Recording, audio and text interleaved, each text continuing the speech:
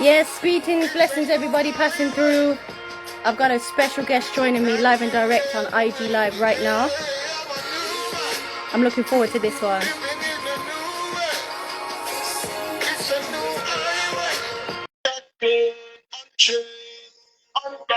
Hey, blessings, blessings. Hey, blessings, DJKat. How are Blessings. you? How you been?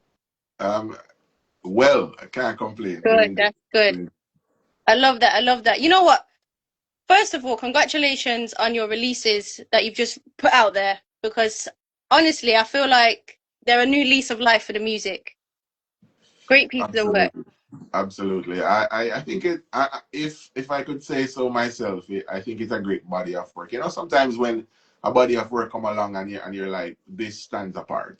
Yeah, That's how I feel about it, and I need to feel that way because I've put in a lot into it, you know. So sometimes people will tell you back in the day, you know, your parents or grandparents will tell you that, hey, listen, if you're not confident about what you're doing, then why should anybody else be that way about it, you know? So very I'm grateful for the opportunity to have completed this project. Naturally I put a lot into it, and I'm grateful for how it turned out. yeah, I think it's exactly what it needed to be.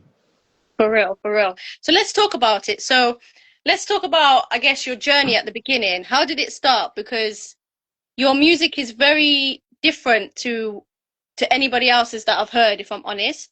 So I would like to know a little bit of your journey and kind of how did you get to this point? So I've been in church for a long time, to be honest, and but I've also shared that experience. It's a shared Yeah, experience with, knowing church culture and also knowing dancehall culture. So yeah, my part of my family was, straight Christian. My grandmother, um, Miss Glassman, always ensured that I went to church. And then mm. on the other hand, my other grandmother, Auntie Vi, she owned the sound system, or she started the sound system in Oh my. wow. So I was exposed to dancehall culture from a very early age, Mm. and so that I suppose that's where it started because I've always loved the sound system. You know, being around the turntable. That's when they had turntable, where the DJs would play the actual records. You know what I mean? Yeah. So I always love that experience being around Mm. that environment. So I think that's where the love for it burst, and then from there, it's just expressing how you can fit and feel, and the feel that you're getting from the guys who were doing it at the time. Because I remember, being in Man Bounty Killer hot, during that time, 90s. I'm talking about now, Yeah. and Buju Banton and Terra Fabulous is is probably my favorite, DJ from that era, because he was Yeah. so diverse. And I think I took a lot from, just from how I see him approach, Mm. music, as far as delivery and so on. He's probably one of the better deliverer of the reggae or dancehall genre. Yeah. So I always, sort of want to sound or mimic that type of presentation. And so, as I matured, grew older, obviously being a Christian at this point, I was regurgitating, songs from the guys who were singing gospel reggae at the time, Papa San, Prodigal Son, DJ Nicholas, and Yeah. Ryan Mark, and those guys from Main Street Crew. And that's how I started as a gospel artist, and Yeah. concert singing over people's song, and then it changed. Swift change happened when I moved to America. When Yeah. I got to America, I met my friend, Natty Prince, who is Mm. also an artist, and we decided that we're going to form a group, a duo, Oh wow. and our name was Positive NRG. And we did our thing in South Florida, and we got awards, and we did good. We did Yeah. really good. And that at 2018, we came to a point. No, before that, we came to a point where we're like, we want to change how we do music. And time went on. A couple of years went on without us, actually releasing Mm. any music. And then he released a solo project, and I was like, you know what, man, I probably need to start working on my craft as well as a solo Yeah. artist. And I I decided I was gonna spend about a year to work on my sound. I wanted to change my sound. The one thing I knew I wanted to do was to Mm. change how I sound as an artist, because I think I was sounding a little bit immature or young, Okay. when I first started recording, voicing myself. Yeah. And so I know I wanted to change that. I wanted to have a more, deeper, earthier sound, a sound that was more representative of dancehall culture. Mm. Even though it was changing at that time too, because at that time Alkaline was coming along with the nasal sounding Yeah. stuff, so it was changing a bit. So I thought to myself, maybe I could try to merge both of these sounds. Mm. And in doing that, I realized that my vocal range wasn't just a deep end vocal range, but I could also go on the higher spectrum as well.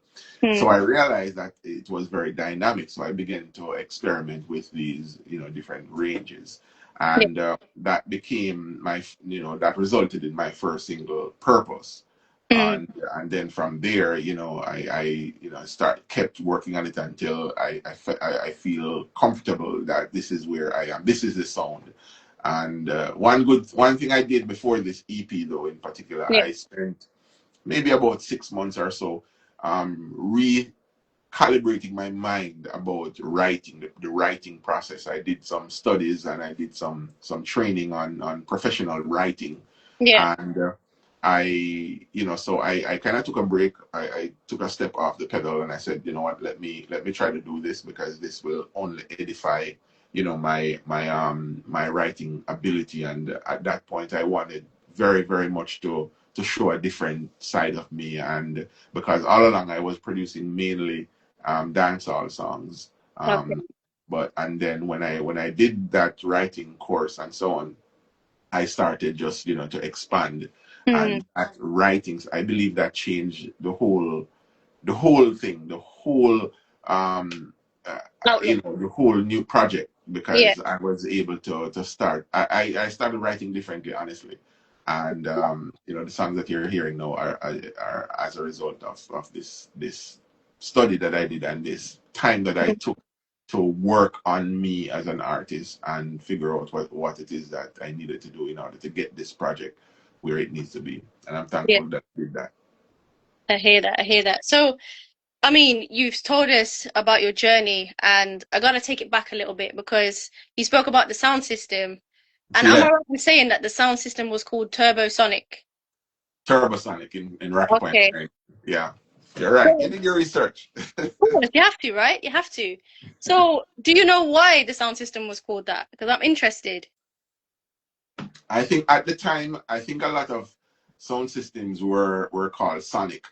You had supersonic, you had Yeah. lots of sonics. And I think the turbo came from the power that you would Mm. get from getting this turbo boost. Yeah. So it's those two words kind of flew to them. I don't know the exact reason. I'm just assuming, Mm. 'cause I never really asked my grandmother about it, to be honest. Okay. Yeah. Okay. And you said about you doing some kind of lessons and learning about the writing and so on. So what made you do that? Did you feel like you didn't have the vocabulary or you wanted to just expand your mind? Actually,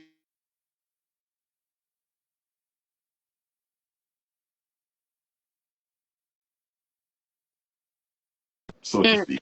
Yeah. So I love vocabulary. I sometimes study the dictionary. Yeah. I know that's kind of weird and might maybe nerdy a bit, but that's what I did sometimes. I would study the dictionary, study words from the dictionary. And they have these apps that provide you with like a word of the day, Mm. and so I always love words. I always love using words. My wife always tells me that I'm very good with words. So that wasn't the issue necessarily. What I wanted was to elevate my writing and sort of move from where most people were. I Mm. wanted to take my thing to a different level. I wanted to see how I could approach it from a professional perspective, and then Yeah. also merge that with the you know, the spiritual side of things as well. You know, I don't know how many persons have ever done that in our industry. You know, Mm. and I see it, and my friends see it too. When they hear when I allow them to hear the songs before they were released, all of they were amazed. They were, you know, they were very, very impressed Mm. by, you know, the writing, you know, the overall delivery, and everything that was coming out through the writing, not necessarily the delivery, to be honest, the writing. Yeah. And I attributed that to, you know, the time I took to you know, sort of learn, just to learn about it, because, you know, you can always write, and I'm a person who, I get melodies very easily. Like, Mm. it doesn't really take long for me to write a song. I write a song on spot, No. really, and I, you know, I don't write it down either. And most guys are like this actually. Most Jamaican musicians, reggae Mm. artists are like this, where, Yeah. you know, the song just come, it just Yeah. happens. Like, you're listening, you're in the studio or whatever, and the song just come to you, it just happen. And so I'm not different in that sense, because Mm. most of us are actually like that. Yeah. I think what's different for me is how easy, how melodies, because melodies drive the songs. I Mm. think I get melodies very easily. I can get a lot of melodies from one beat, and I think that's where I can sort of stand out a little bit, because, you know, you get the melodies, and then you can choose which direction you want to go, the one that is more Yeah. fitting for the song. Yeah. Definitely. So you know what? I've got to ask you because you like, you know, dancehall has been in your life, so has gospel music. So was you happy when Lady Saw decided I'm going for it? I've got to ask. What are you saying? No, it's, you know, she has always talked about God, though, she Yeah. True. and wanting to serve God. So it wasn't necessarily a surprise.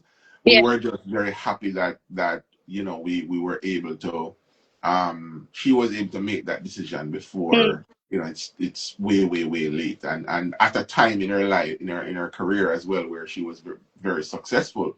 You Yeah. know, so we know that that would also bring over a lot of attention and eyeballs Yeah. on her, but also on our genre, and what we're doing. You know, so that was good for our genre. You know, Yeah. and it has allowed.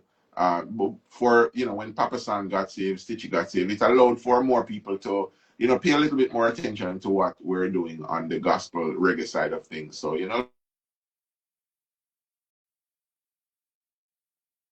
The reason why I bring that up was because she stepped out of her comfort zone and just kind of went for it. And if I'm honest, that's how I see you. You've kind of stepped out and you've just gone for it. Am I right in saying that? absolutely, absolutely, Yeah. because prior to this project, Yeah. I may have done maybe two or three reggae songs, Mm. but this project include three reggae songs, and then a fourth song that is pretty much a reggae song, but, you know, a little bit more of an international flavor to it, a little bit fusion. Actually, five, because Mm. so this project is very diverse, and I had, like I said earlier, I wanted to step out of comfort zone, like you rightly said, and do this writing seminar class Mm. series.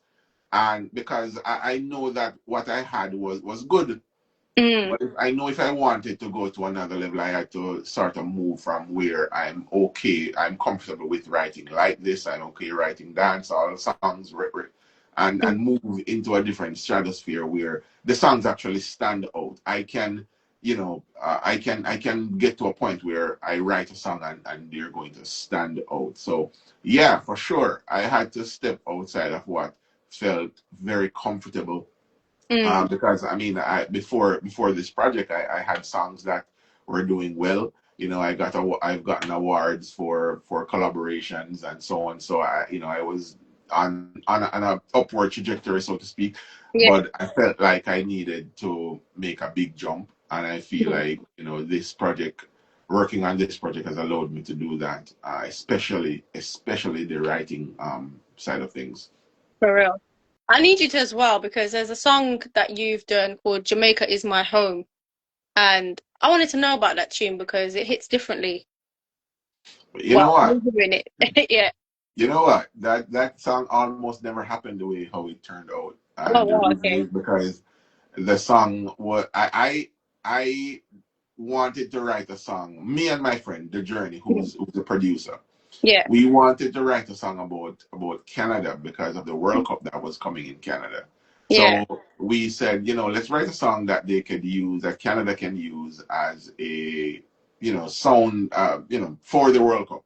Something Mm. that represented the country, and they could use it as a theme song or something like that. Yeah, yeah. So that was a thought going into this project, and then quickly when I did it, it was very nice. It was lovely, and I shared it with my friend who I was a part of the group with, Positive Yeah. Energy, and he listened to it and he loved it. But he said, "You can't do this because you would ruin your career if you do this." You know what I mean? So because he said, nobody who was, no reggae artist has ever done any song about any other country except for Mm. Jamaica. So I was like, you know what, you're right. And when came back in the lab, and I changed the lyrics to what it is right now. Mm. Jamaica is my home, and it's a different song, because different from all the other songs on the project, by the way, simply because it was specifically talking about Jamaica and how precious and beautiful Jamaica is. It highlights every cribbit and corner of Jamaica culture. And like listening to this song, you will have a sense of Jamaica's culture.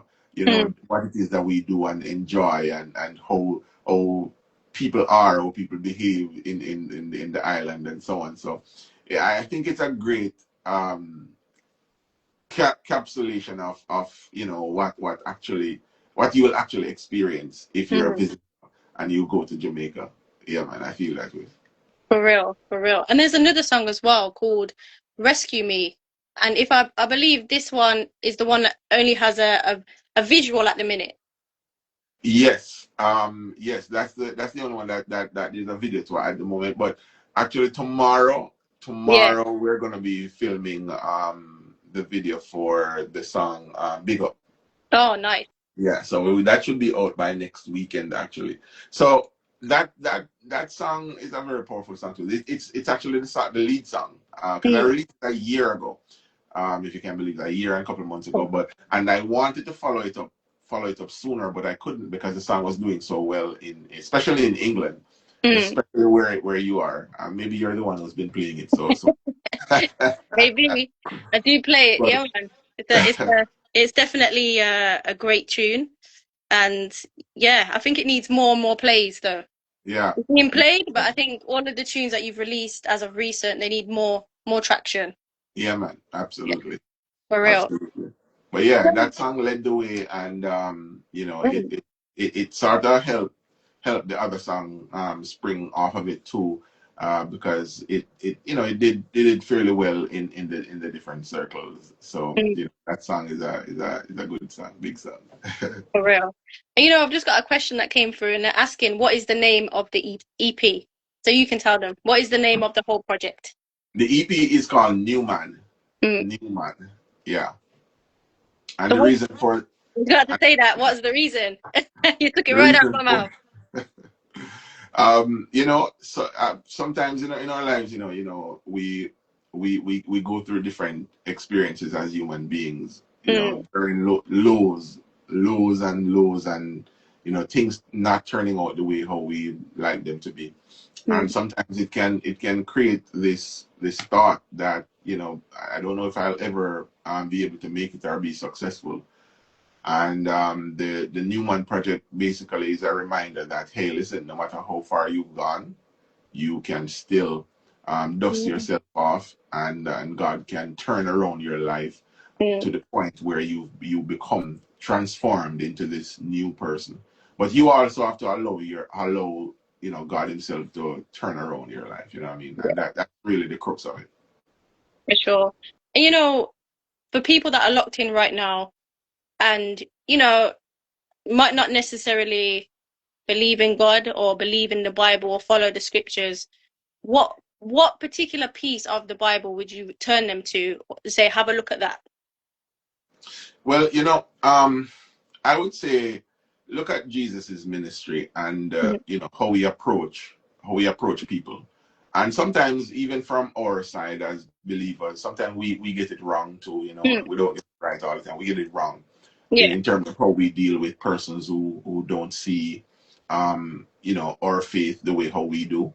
Mm. We tend to sometimes, frown at them or look at them, a particular way, or don't deal with them, in a particular way. But Mm. if we ourselves look at Jesus' ministry, and even people who don't believe, just look at Jesus' ministry. He was always a people person. Mm. He would tell you the truth. He Yeah. would tell you the truth, but he always show love. And I think that's what's missing a lot of times from our side, to be fair, Yeah. of the aisle.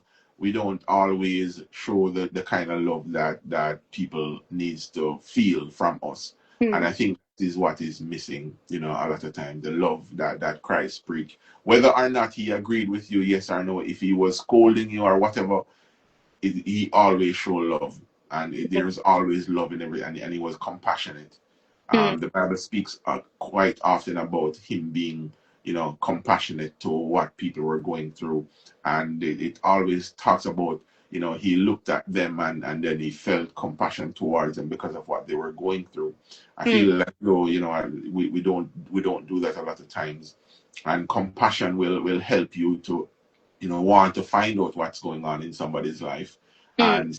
and see how best you can help them to get through what they're going through. I think if we all do that, not just Mm. believers, but anybody, just life in general, just a Yeah. principle of life, I Yeah. think we would be all right. And if I should point to a scripture, Jesus himself said that we must love the Lord with all our hearts and with all our might, everything that we have, and then love our neighbor as ourselves. Those are the two that he said that is greater than any other commandment. If we love God with all our heart and love our neighbor as ourselves, do unto others as you would have them do unto you. So Mm. that's what I would say to those persons. Yeah. Let's show love, and let's do unto others as we would have them do unto us as well. For sure. And as many of us know, we need more love in the world, right?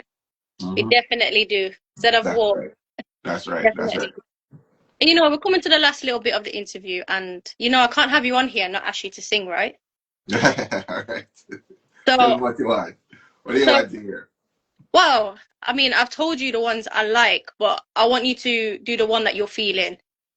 I You think that know would be the one, better. the song that I really, really, really, really love Yeah, right now in this moment. yeah. 5 minutes from now, you might ask me, and I give you something different. But based on the nature of the interview and where we've gone, I feel like this would be appropriate. The stronger song, Oh, nice. Yeah, yeah, and it goes like this. And by the way, this is very early in the morning, so I haven't even warmed up yet. I've done that's it before. okay. That's okay. It goes like this. You see dark clouds flowing over, but I see it passing right by me. The one you feel rougher than anywhere me see. I know nothing at all when me and God can go climb over.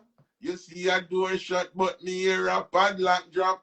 You never disappoint, you always stay on top. I misquoted the name of the song. This is actually Rescue Me. You rescue me, you do it again. You rescue me, you do it again.